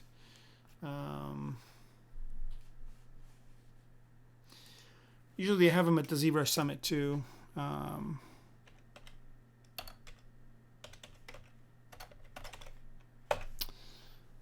If you just go to get ZBrush, and let's see, they don't have it here. I guess not. Buy ZBrush. All right, so there's all this stuff. ZBrush plugins, Pixologic merchandise. So yeah, if you just go to buy, yeah, there it is. ZBrush hat right there. They have different versions of it too. This is pretty neat. This must be a new one. And they have different ones over time, so you can pick them up. I've got a bunch of other things too, but this one looks like it's a new one. Oh, it's a dad hat. That's so funny. Yeah, they had the trucker one for a while. It was pretty cool. And then this one is just a gray version of the one they had. So, all right, let's see if this is done. It is done. Okay, cool. So what I'm going to do here is, no, it's still computing. Can I escape out? I can. All right, complete it. Okay, so what I'm going to do here is I'm just going to delete that one drone that's basically taking up all this room. So here I'm just going to split this. Split to parts. Okay, and just let it do its thing. This isn't going to take too long, and I don't really need the drone there for what I'm going to do, so I'm just going to use the rest of the car, which is pretty low poly, and then get rid of the drone that's basically adding probably a few million polygons. And that's because we just subdivided it a lot to be able to add some of the alphas that we added to it. There we go. So here I'm just going to delete this. Okay. And let's see what that leaves us with. So here I'm just going to merge everything back together. Merge visible. Okay, so that basically created another subtool, and I'm going to delete all this stuff. I don't need it. Here's the merge one there, and this one is, yep, more like it. So it's still 400 some polygons, but it's not bad. And yeah, so I think I'm just going to stay with that. Okay, so it's a lot spiffier. And what I'm going to do is I'm going to load this other kitbash thing that I got. So let me get rid of this other, these other kitbash parts because they take up a lot of room. So those are gone. And I'm going to actually delete that thing that I did, the box cutter like thing that I did too. So I don't need that either. Delete, oops. Okay, so all I have is my car, and then I have this thing as a separate thing. And I might start out with a ZBrush, depending on how much memory you have. You can start with just an empty ZBrush scene to do that. And so that kitbash part, I'll go ahead and load it in. Load tool. And I have it over here. Kitbash sets. And it's called City Kit. All right, so I'll just go ahead and load that in. And this is just another kitbash kit. And what I liked about this, and I basically load these into ZBrush, into ZTLs, and there's 5 of them. And I forget who the person is that made it. I guess I could just look for it online. But, excuse me there. Okay, City Kitbash. By the way, there's another company called Kitbash 3D that has some good parts as well. So Kitbash 3D has some parts, and they're pretty expensive. I think this is on Gumroad. I got it, or ArtStation, one of the two places. I don't remember. And it's, let me look at the pictures here. Man, I don't think this guy's stuff is this buried in Google. That's not good. You should do a little bit of work to get it more exposed. Jeez, I don't remember his name. Okay, let's see. Let's look at it for arts. Maybe he's on ArtStation.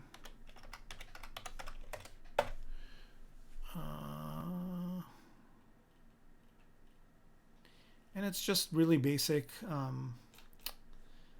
me look for it in ArtStation. Maybe that'll help. So let me just go to ArtStation here.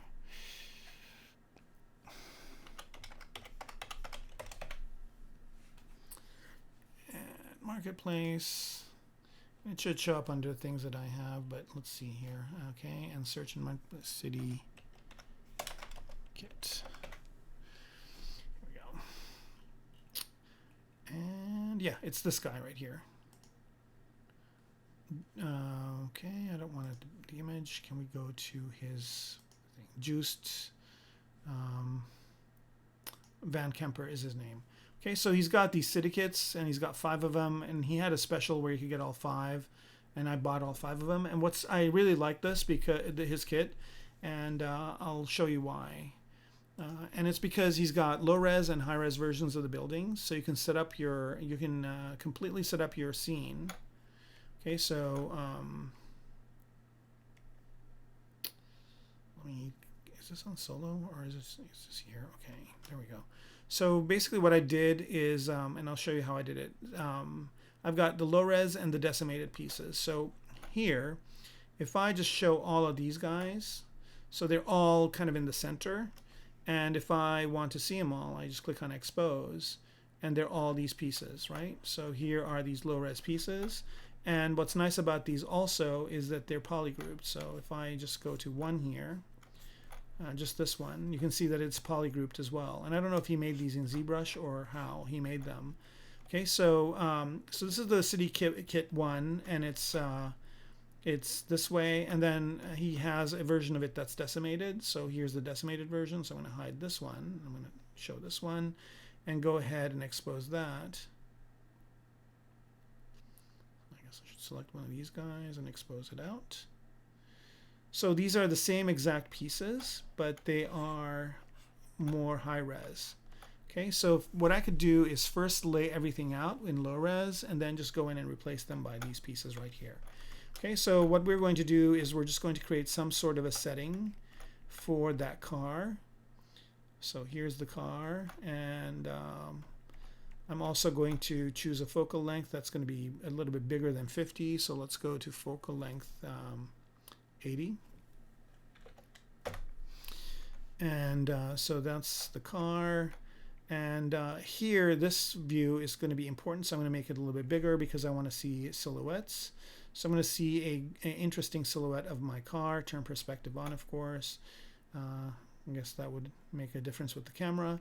And then I'm just going to say, okay, well, what would be a good kind of, let's say we're going to look at this car in one composition. We're going to look at it from the top. Okay, so here I'm going to use the timeline feature of ZBrush to start adding cameras. So I can also add cameras, by the way, but this is the way I used to use it before. So here I'm just going to go ahead and turn it on, show timeline. So that just brings up this timeline. And so this is one view that I like. So I just click a tick here, and that's one view. So that's, and then maybe a smaller version of that. Okay, so now I can go back and forth between these two, right? So here's this one, and let's find another view that's interesting. So I kind of like this view right here, like that. And of course I could always go into the references and see interesting views of Spinner. So that's, I kind of like this top view just like that. So I'm going to go ahead and find one. So again, I'm looking at the composition here of my image, and I'm thinking, okay, this looks good like that. So I'll just go ahead and add another tick mark here. So now I can go back and forth between all these tick marks, these different camera angles, and then maybe do one from the side. That's always a popular one. And maybe turn perspective off for that one. And just have one like that. So there's that. Okay, and now I can go back and forth between all these different views. And so I'll have to create kind of a compelling background for it for that. So here's this one. Okay, and then I can make this a bit smaller. I still am seeing the silhouette. And then let's start loading in some city parts. So let's say this is going to be flying over some buildings. And I think one of these had a bunch of buildings. So let me go to 2 low res here, turn that on, turn this off, and select one of these guys, expose this one.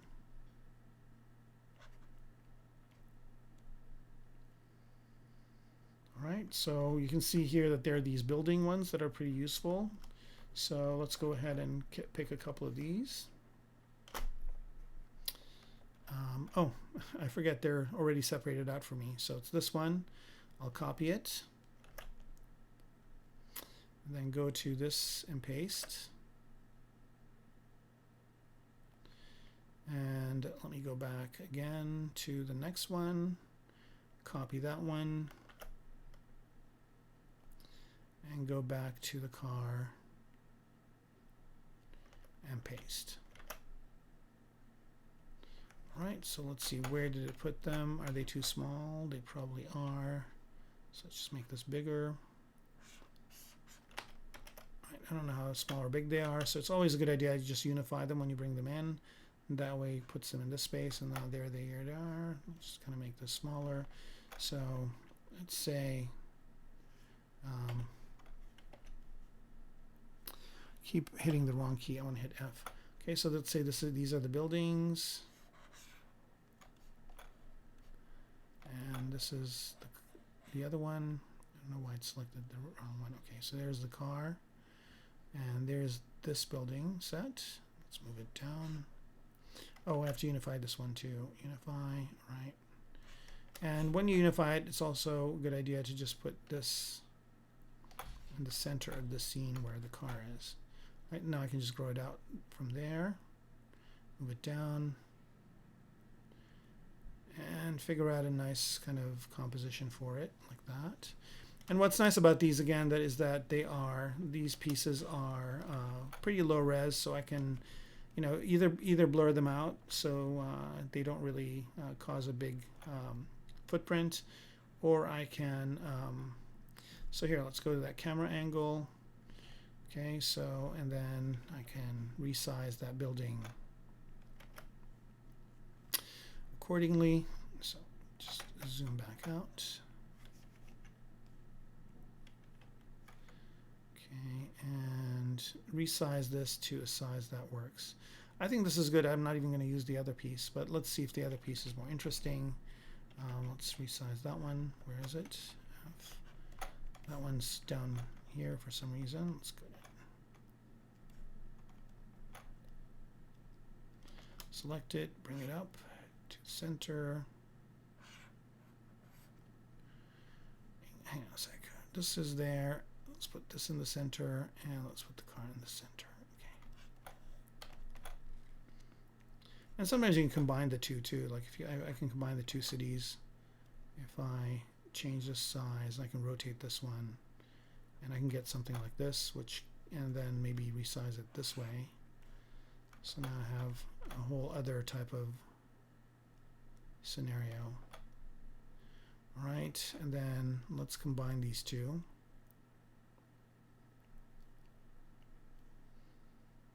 All right, move them down. Let's go to a camera angle. It's not going to do it. So remember, you know, you always want to keep your subject matter where you want it to be, and then you can move the world around it, right? So here, I'm moving the city to match where that car is.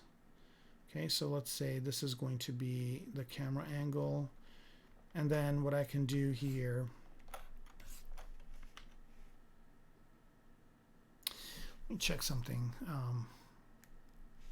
Preferences and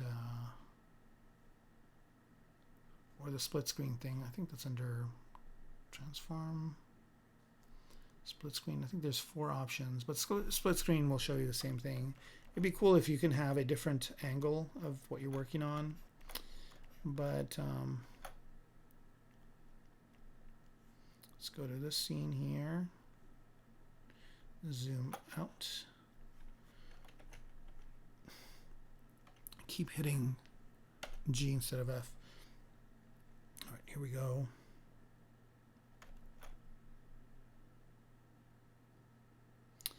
All right, that's good. And I'm going to move this over to here. And I can have a scene like this where the car is flying and there's buildings below. All right, let me check if there are any questions. I haven't been checking for a while. All right, I think no questions. That's great. All right, so now I'm just basically figuring out where the city is going to go, and that's fine. Right there is good. And let's go back to our scene here. Yep, so it's going to have some interesting buildings down here. Okay, so, and then I go back to my city kit and let's see if I can find other interesting buildings. So this is just basically blocks, but if I want some interesting buildings, there's quite a few here. And by the way, I have an article that I did for Imagine FX magazine. Let me see if I can find that for you guys. And I think you can go and get the thing that I made for it for free. So let me see, Imagine FX. I did this article a while back. So I think it was, so if this is July, it would be June 1. Let's see if this one is it. Oh no, this is Scott. Okay, so Scott actually did the paint over to it. So basically I made these pieces and he just used them in his painting. But let me see if this is it. Press render. Oh, okay, so I don't know what that is, but it basically is talking about that. I think maybe it's this one right here. So it's in this issue, right? It's in this issue that you can still get online or whatever. But let me see if there is a place that links to the files of it. So here I'm just scrolling down. Yeah, I don't know what scribd is. I think this is maybe a way to see it. But if you look at the magazine, if you can find where the files are for it, I created a brush that basically has a bunch of city parts in it as well. And if anybody's interested, just drop me an email. I can either send you the file or I can point you to where it's at. But basically, it's a bunch of buildings like this. So here we're going to choose a different one, building that we think is interesting looking. Let me go back to the cities here. Maybe there are some that are more kind of futuristic. So I'm going to look at, again, I'm just looking at the low-res versions here. Here's a bunch of more. Let's look at this one. Let me solo these out. That's neat. And then there's City 4. So there's 5 kits, and between the 5 kits, there's quite a few. So here's kind of an interesting looking one right here. So just a really simple one like that.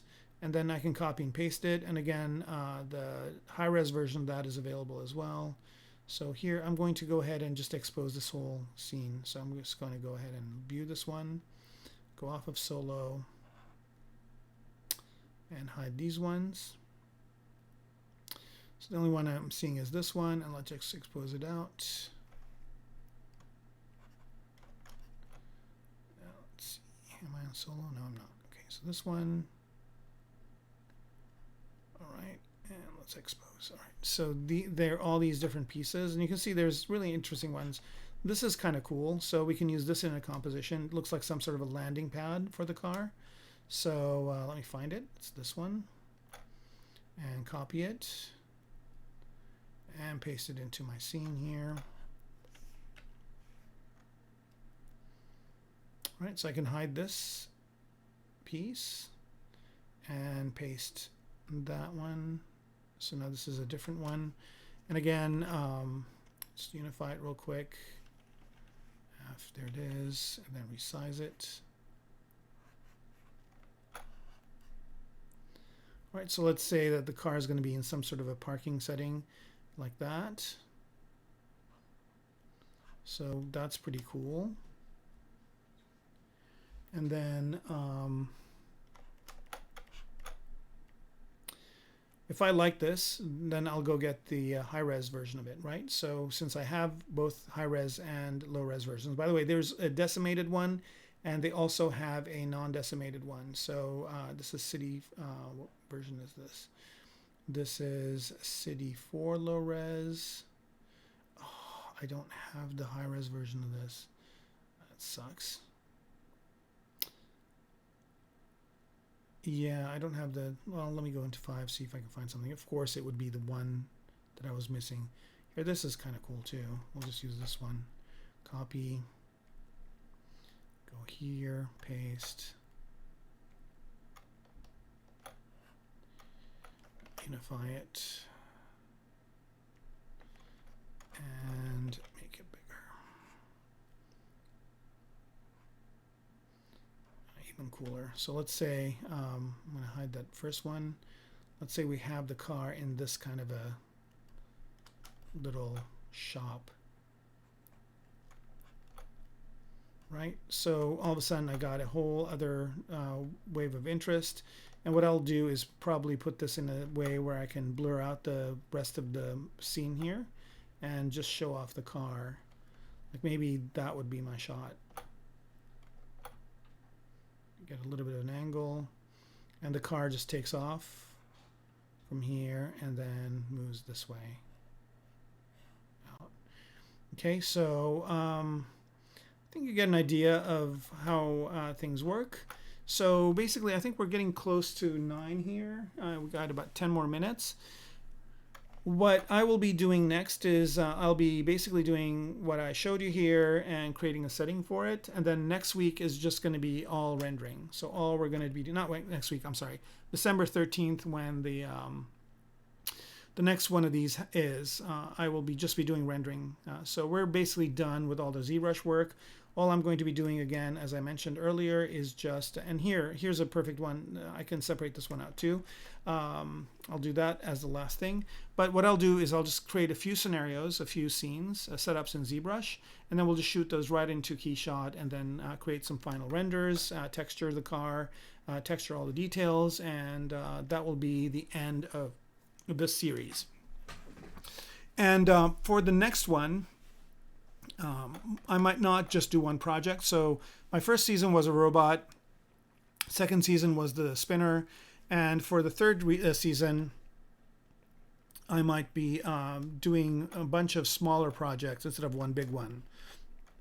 So I'm just kind of throwing that around right now in my mind to see what happens. So here I want to, I want to make this opening so the car can come out. Right, so I'll use that same method that I did before. So here I'm just going to go into polyframe mode, and notice this is decimated, so it's this janky geometry, which is fine because I can just go in here and click on extender, right, and this is right at the center, and I can just pull this part out, so now the car can come out of that opening, right? So just as simple as that. And for some of these parts, from some of these pieces, you can make a few changes too. So I'm going to accept that. And then also what I want to do is maybe change this back part to be shorter. So I'm just going to select this and move this in. Sometimes with this geometry, you can get away with a few edits like this, but not a lot of them.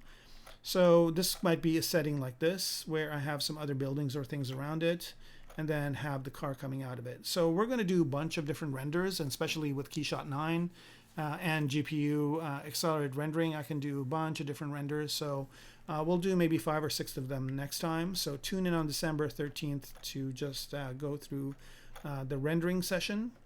And yeah, any last minute questions? I don't know. I haven't seen a lot of questions since my video froze. So I think the last one is from Andre asking about the ZBrush cap. So if anybody has any questions, this would be the time to ask. We've got another 6 more minutes within which you can do it. So here I'm just going to see. This looks cool like that. And again, I'm just resizing this to make it fit the car. So maybe this would be a setting where the car would be parked, garage or something like that. And if I turn polyframe off, that works pretty good. A lot of times you can also, I mean, a lot of these city parts are very horizontal and vertical. So if I want to add some visual interest, I can do that as well. And I'll show you how to do that too. I guess that's the last thing I'll show. So here, if I want this to be coming in at an angle and not to be flat like that, first thing I'm going to do is I'm going to mirror and weld one side to the next. So now it's basically the same thing. And then the part that I extended over here is, I'm just going to freeze half of it like this. And then I can rotate this part like so. Right? I just want to make sure that that platform below is flat. So I'm just going to rotate that like so. And that's good. Unfreeze it and then just mirror and weld again. And now I get this type of shape, which is not flat. And the bottom part's kind of twisted, but I don't really care about that as much, right? Because I'm gonna, if I look at it from this angle, I'll be okay.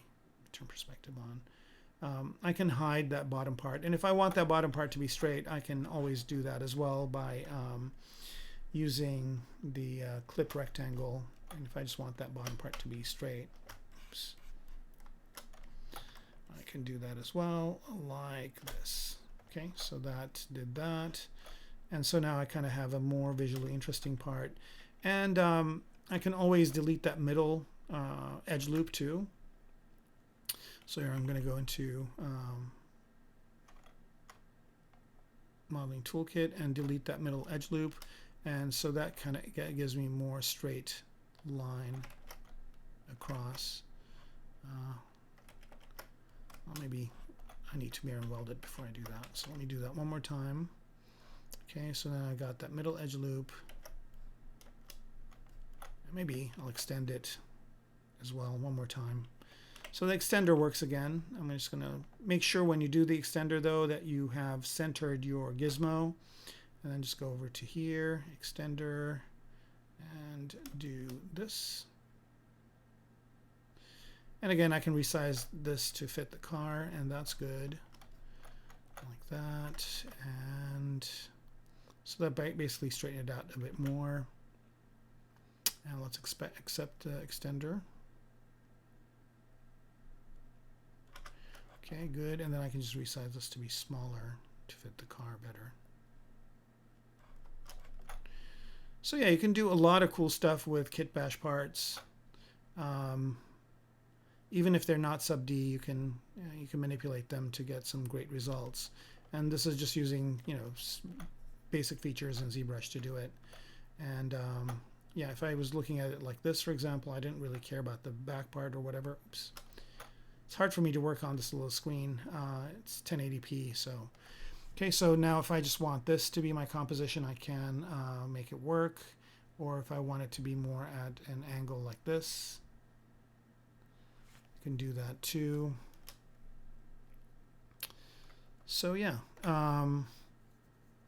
you can get away with a lot in doing composition in ZBrush by just manipulating a few things. Let's see if I get an exaggerated angle of 35 millimeter lens, if that makes things better. I can change the focal length even down further. Let's go to 50. 50 is just normal.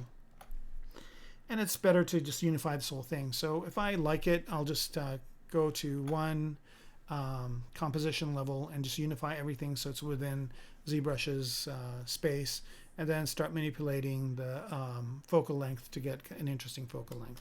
And again, I'll be doing a lot more of that in KeyShot next week, and manipulating the cameras and whatnot.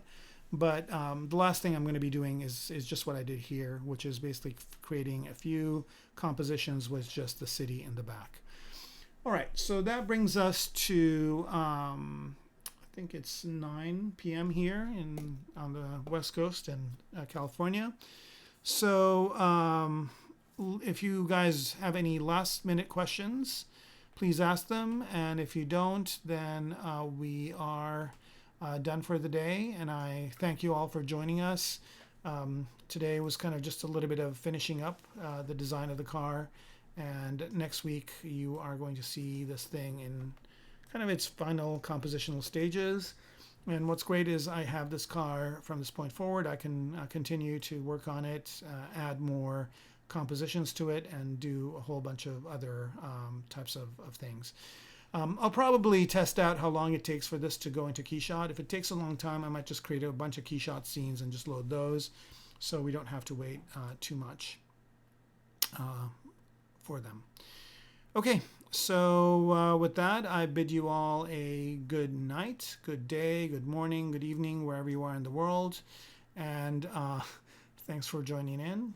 And we'll see you on December 13th, which will be the last stream of 2019 and last stream for this specific project that we're on. So have a great night. Thank you, and bye-bye.